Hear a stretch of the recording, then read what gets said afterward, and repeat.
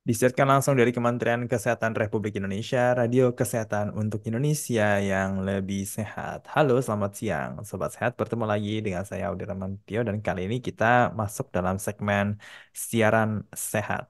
Sobat Sehat, tahu nggak sih kalau tanggal 1 Maret 2024 ini tercatat kasus DBD mencapai 16.000 di kabupaten kota seluruh Indonesia. Tepatnya di 213 kabupaten kota seluruh Indonesia dengan kematian sebanyak 124 kasus. Nah, kasus DBD terbanyak ada di daerah Tangerang, Bandung Barat, Kendari, Subang, dan Lebak. Kondisi ini diperkirakan terus berlanjut sampai bulan April seiring dengan musim hujan setelah El Nino.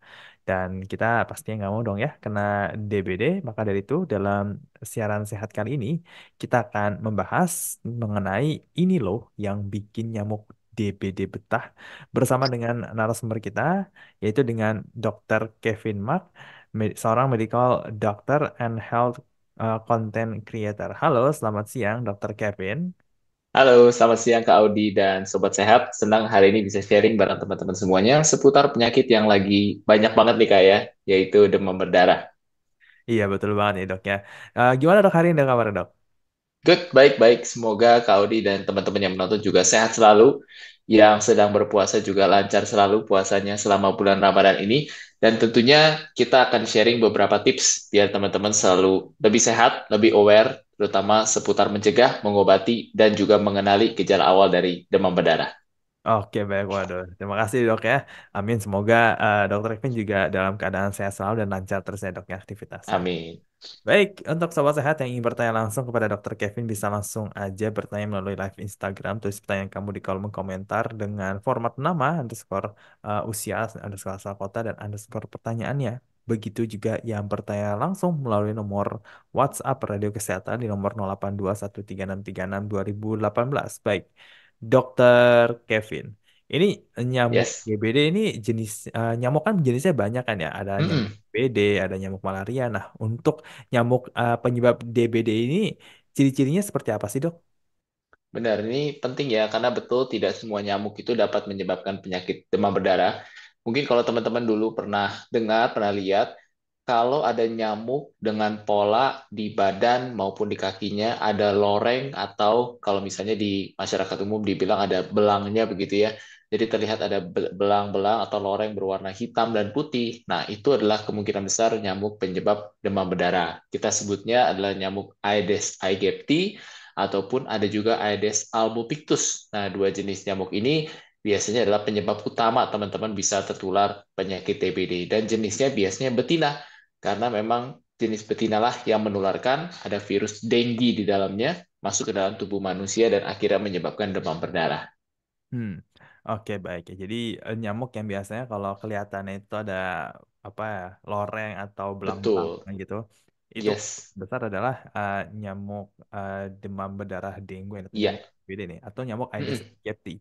Nah, Betul. kemudian kondisi seperti apa nih dok yang bikin nyamuk DBD ini betah, apalagi di lingkungan sekitar kita seperti rumah? Mm-mm. Nah, jadi buat teman-teman yang memang peralihan tadi sudah sempat dijawab di awal bahwa sekarang tuh lagi musim peralihan ya dari musim panas akhir El Nino sampai ke akhir April ini masuk ke musim hujan.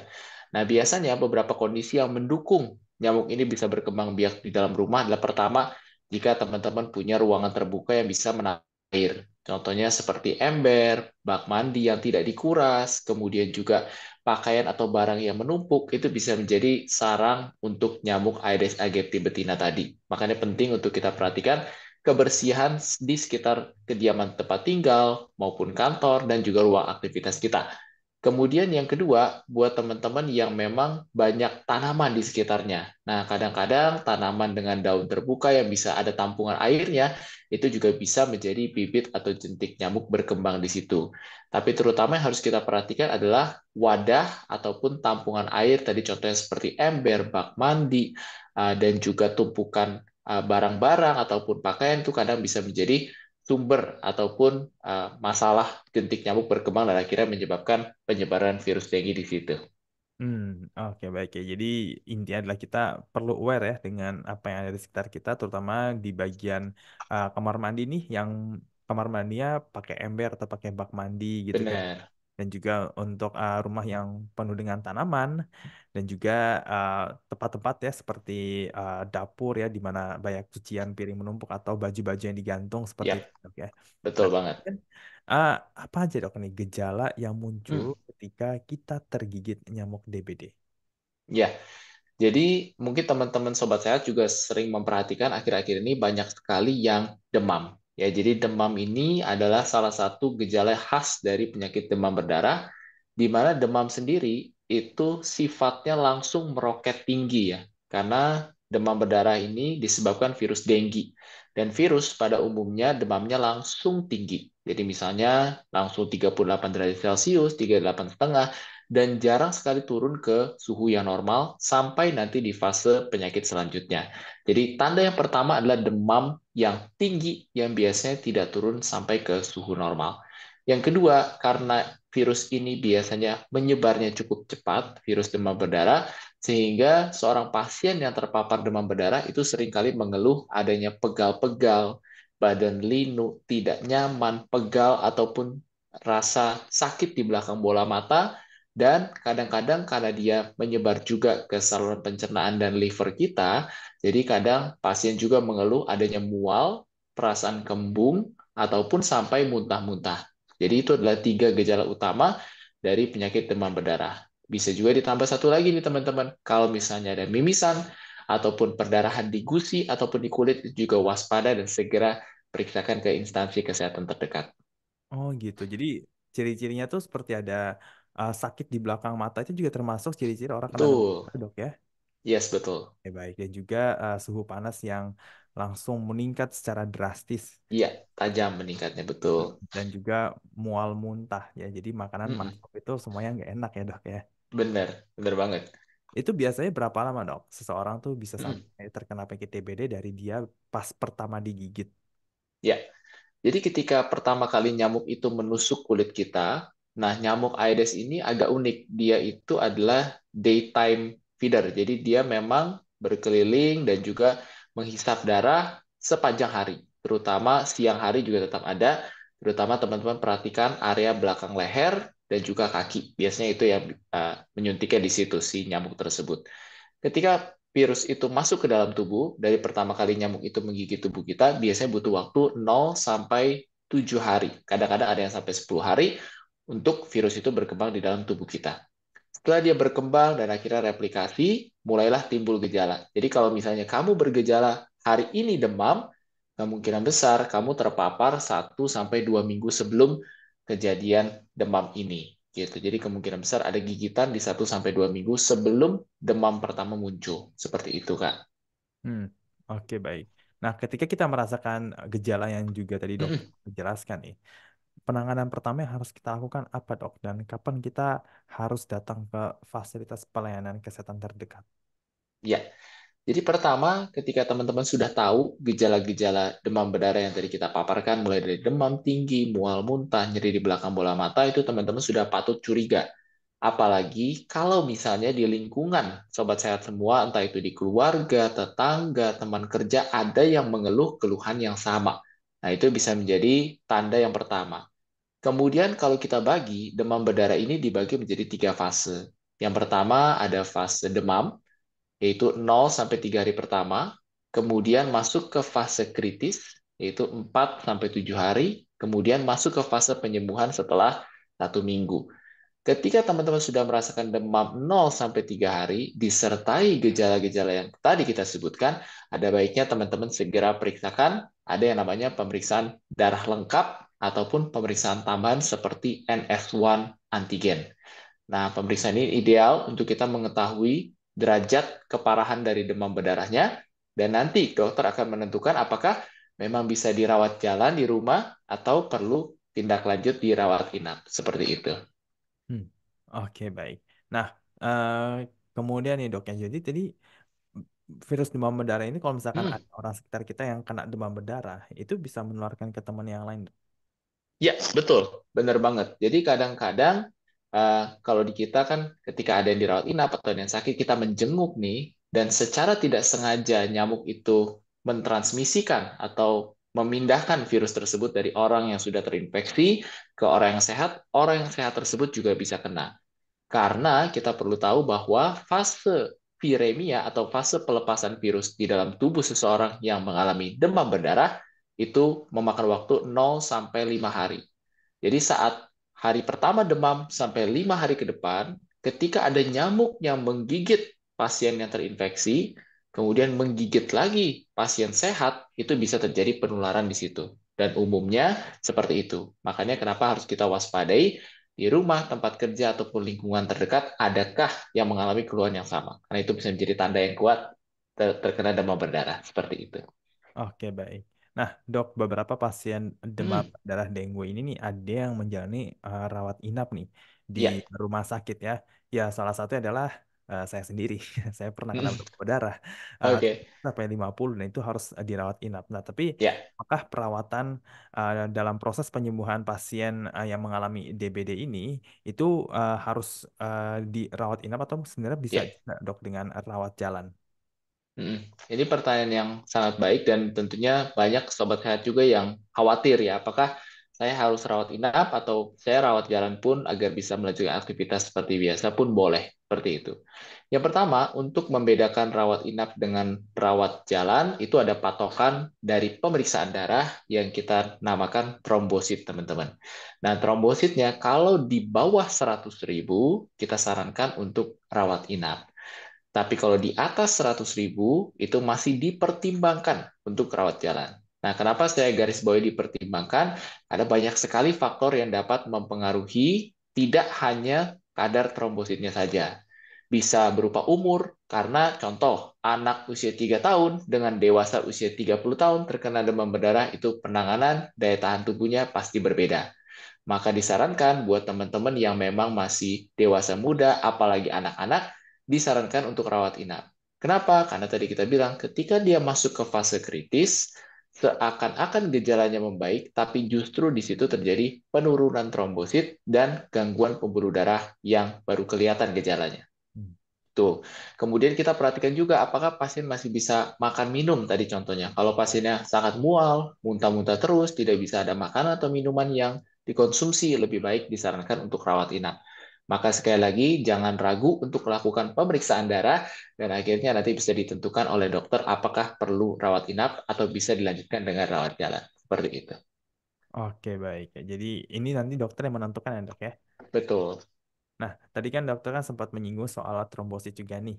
Nah, kalau Hmm, misalkan dia di bawah 100.000 itu sebaiknya dirawat inap ya. betul. Nah, buat naikin trombosit ini nih bagaimana, dok, dalam proses penyembuhan DBD-nya? Ya, ini juga sangat ditanyakan oleh sobat sehat semua penasaran. Oke, saya udah kena DBD amit-amit gitu ya. Saya ingin naikin secepat mungkin bagaimana caranya. Yang pertama kita harus pahami setiap orang daya tahan tubuh dan imunitasnya berbeda-beda. Jadi kita tidak bisa pakai patokan bahwa misalnya si A kemarin 3 hari sembuh, saya pasti 3 hari sembuh juga. Padahal setiap orang imunitasnya berbeda. Yang kedua, kita harus andalkan tubuh kita sendiri karena yang namanya virus itu sebenarnya akan sembuh dengan sendirinya setelah 7 sampai 14 hari. Bagaimana agar kita bisa naik trombositnya lebih cepat dan recovery-nya pun lebih baik? Yang pertama, teman-teman harus konsumsi cairan yang cukup, bahkan bisa sedikit ditingkatkan. Kalau misalnya pada umumnya kita konsumsi 8 sampai 10 gelas, mungkin kita bisa tingkatkan 12 sampai 14 gelas agar si darah dan trombositnya itu tidak mengalami yang namanya konsentrasi di dalam pembuluh darah kita. Kemudian yang kedua, hindarilah aktivitas yang terlalu berat karena selama dirawat inap maupun rawat jalan disarankan recovery lebih cepat jika kita bed rest. Dan yang ketiga, kita juga bisa konsumsi, suplementasi, dan juga obat-obatan untuk meringankan gejala. Contohnya seperti paracetamol, obat mual, agar nafsu makan dan minum kita tetap baik selama recovery. Itu aja sih kuncinya. Hmm. Oke, baik. Kemudian dokter Kevin pastinya nih sobat sehat semuanya, kita semua nggak mau kan ya mengalami sakit DBD, baik untuk Benar. sendiri maupun orang lain di sekitar kita. Lantas bagaimana, dok, cara mencegah atau bikin nyamuk DBD itu nggak betah berada di lingkungan kita? Iya. Betul sekali. Jadi buat teman-teman tentunya pernah dengar tapi selalu kita reminder untuk melakukan 3M plus ya, yaitu menguras seperti tadi penampungan air, bak mandi yang terbuka karena itu bisa menjadi sarang jentik nyamuk. Kemudian yang kedua menutup juga. Jadi kalau misalnya teman-teman tadi ada bak yang terbuka atau penampungan yang cenderung terbuka itu sangat mudah untuk jadi sarang dan juga perkembangbiakan dari nyamuk Aedes. Dan tentunya terakhir juga mengubur dan juga membuang ya atau mendaur ulang beberapa barang-barang yang menumpuk atau tidak terpakai di lingkungan sekitar karena sekali lagi itu juga bisa jadi sarang penyebaran virus dengue. Jadi dengan lakukan 3M+, jaga imunitas dan tentunya juga pastikan teman-teman jika sudah ada tanda-tanda demam berdarah, segera lakukan pemeriksaan agar tidak terlambat untuk ditangani. Seperti itu. Hmm. Oke, baik. Kemudian apakah ini dok, biasanya kan kalau buat jagain warga agar nggak kena demam berdarah ini ada yang namanya Hmm, fogging, ya kan? betul. Nah, itu tuh apakah metode-metode seperti itu cukup efektif dok untuk membunuh nyamuk-nyamuk Aedes aegypti ini? Ya, metode fogging itu cukup efektif, terutama jika ada laporan ataupun kasus yang sifatnya berkelompok. Jadi contohnya misalnya di rumah kamu atau tetangga kamu ternyata ada yang terkena, maka area tersebut di fogging karena kita curiga bahwa ada penyebaran virus dengue yang terjadi di kelompok tersebut. Tapi yang lebih penting lagi, kadang di dalam rumah itu kan tidak mungkin terpapar oleh asap fogging. Kemudian juga daerah yang tertutup itu juga tidak terpapar. Makanya harus menjadi peran kita sebagai proaktif untuk membersihkan dan melakukan 3M tadi di sekitar tempat tinggal, lingkungan kerja, maupun lingkungan kita sehari-hari. Jadi selain fogging, ingat untuk lakukan 3M plus tadi. Oke, 3M plus ya, itu yang paling Betul. penting untuk dilakukan. Baik, Dokter Kevin ini sudah ada pertanyaan dari Sobat Sehat nih, yang pertama Yes. dari live Instagram Kementerian Kesehatan dari Hmm. Meg_Diko. Izin dokter bertanya, apa beda jika anak terkena DBD atau cuma radang tenggorokan? Bagaimana proses demamnya? Silakan, Dok. Ya, ini pertanyaan baik ya, karena tentunya anak-anak juga musim peralihan seperti ini banyak terkena infeksi virus yang mirip gejalanya dengan demam berdarah. Pertama, infeksi karena radang tenggorokan itu selain virus juga sering disebabkan oleh bakteri. Nah, untuk pola demam bakteri itu biasanya naiknya perlahan dan tidak langsung tinggi dan tajam seperti demam berdarah. Kemudian kalau radang tenggorokan biasanya gejalanya relatif lebih lokal. Selain demam, ada nyeri yang jelas di belakang tenggorokan. Ketika kita lakukan pemeriksaan juga terlihat kemerahan. Tapi kalau untuk demam berdarah, fokus utamanya adalah tiga gejala tadi. Demam yang tinggi dan naiknya secara tajam, kembung disertai mual atau muntah, dan yang ketiga bisa disertai kuncinya adalah tanda-tanda perdarahan, seperti gusi berdarah, bintik merah di kulit atau gatal-gatal, dan satu lagi bisa juga disertai mimisan. Nah, itu dari perbedaan pola demam dan juga gejalanya. Sekali lagi, jangan ragu-ragu jika sudah ada tanda-tanda ini, segera periksakan. Apalagi anak-anak tuh banyak yang kecolongan dan akhirnya mengalami amit-amit menjadi komplikasi. Seperti itu. Hmm. Oke, baik. Kemudian ini pertanyaan selanjutnya dari Nurohiat. Izin bertanya, Ya, dok, jika sudah demam lalu keluar ruam-ruam merah itu apakah normal atau bagaimana, dok? ya, betul. Jadi salah satu gejala dari demam berdarah, terutama di 3 sampai 4 hari pertama adalah keluar ruam kemerahan. Biasanya ruam kemerahan ini sering keluar di belakang leher, kemudian juga di lipat siku atau di area pergelangan tangan. Nah, itu normal dan akan hilang dengan sendirinya seiring perbaikan dari trombosit maupun darah dari pemeriksaan seorang pasien DBD. Jadi biasanya setelah hari ke-7 atau hari ke-8 gejalanya sudah mereda dan akhirnya membaik. Seperti itu. Hmm, baik. Oke. Nah, untuk pengobatannya sendiri, dok ya, Mm-mm. pas saya tanyakan nih, pengobatan dari DBD ini metodenya seperti apa, dok? Ya, untuk pengobatan demam berdarah kita bagi menjadi dua jenis ya. Ada yang rawat jalan tadi dan rawat inap. Untuk yang rawat jalan terlebih dahulu, dengan kondisi pasiennya stabil, trombositnya di atas 100.000, masih bisa makan minum seperti biasa, disarankan konsumsi lebih banyak cairan dibanding biasanya. Yang kedua, gunakan obat-obatan untuk meredakan gejala seperti paracetamol, kemudian ibuprofen, dan juga obat anti mual bila perlu. Dan yang ketiga, jangan melakukan aktivitas berat selama recovery period, yaitu 5-7 hari ke depan. Jika rawat inap, maka penata laksana atau pengobatannya bisa ditambah lebih agresif. yaitu pemberian cairan lewat infus, bisa berupa ringan laktat ataupun cairan lainnya untuk menjaga agar darah dan trombosit tidak mengental dan akhirnya bikin komplikasi.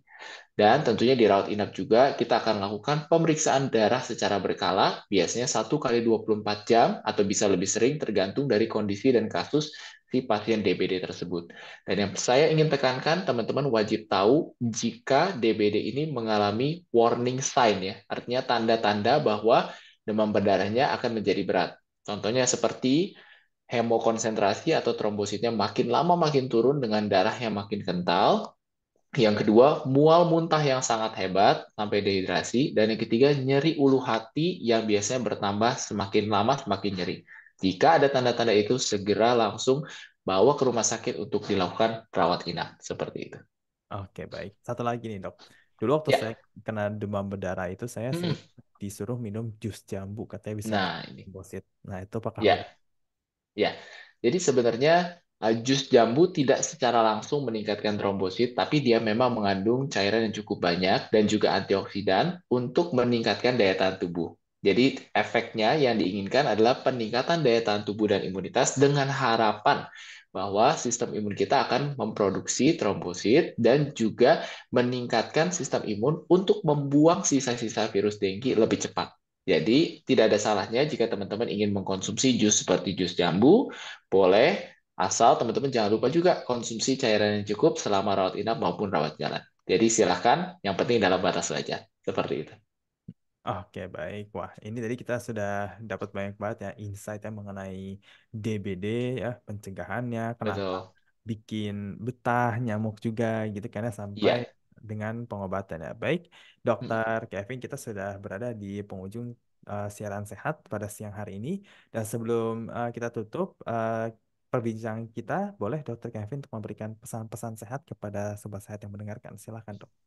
Boleh. Terima kasih buat teman-teman Sobat Sehat, Kementerian Kesehatan, dan Kak Audi juga. Semoga teman-teman yang menonton pada hari ini, saya yakin dan percaya jika teman-teman menerapkan 3M Plus dan tentunya menjaga pola hidup sehat selama masa peralihan cuaca ini, pasti lebih sehat, terlindungi dari demam berdarah, dan jangan lupa juga follow dan sebarkan video ini agar bermanfaat juga bagi orang lain, agar mereka juga lebih tahu, lebih aware cara mencegah, mengobati, dan juga mengenali gejala demam berdarah. Sehat selalu, dan kita terus sehat bareng yuk. Baik, terima kasih Dokter Kevin atas pesan-pesan sehatnya. Baik, Sobat Sehat, demikian talk show siaran sehat kita pada siang hari ini. Semoga bermanfaat ya untuk Sobat Sehat semuanya. Dan saya mengucapkan terima kasih kepada Dokter Kevin yang sudah hadir di siaran sehat pada siang hari ini bersama Radio Kesehatan. Semoga sehat selalu, Dok, dan Amin. selamat beraktivitas kembali ya, Dok. Ya, baik. Makasih Kak Audi. Saya izin pamit, teman-teman, sobat sehat. Selamat siang. Baik, dan untuk informasi ya kesehatan nih Sobat Sehat bisa kamu akses di kemkes.go.id maupun sosial media Twitter Kementerian Kesehatan Kemenkes_RI juga Halo Kemenkes 15567 dan juga bisa mengakses informasi melalui radiokesehatan.kemkes.go.id. Dan terima kasih sekali lagi Sobat Sehat yang telah menonton secara langsung melalui live Instagram maupun melalui radiokesehatan.kemkes.go.id. Kita akan kembali ke Indonesia Sehat Siang bersama dengan Yuri Aurelia. Saya Audara Mente pamit undur diri dan saya ucapkan salam sehat.